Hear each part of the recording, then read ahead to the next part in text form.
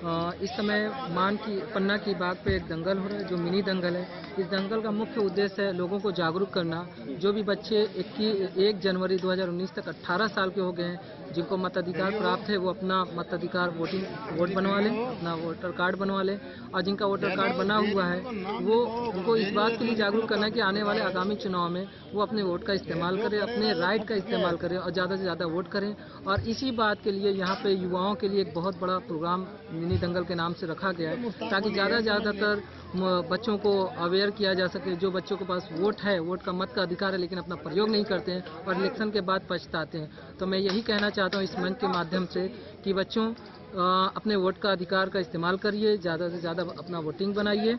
और दंगल जो जोड़ी गदा हमारे परंपरागत खेल खत्म हो रहे हैं, इसे ज़्यादा से ज़्यादा बढ़ाइए। बस इन्हीं चंद बातों के साथ आप तमाम लोगों का बहुत बहुत शुक्रिया। होने वाला उसकी तारीख डेट बता दीजिए। हाँ, आने वाले 24 फरवरी में बहुत बड़ा दंगल बनारस में होने वाला है और जिसकी सूचनाएं दी जाएंगी। बहुत बहुत थैंक यू।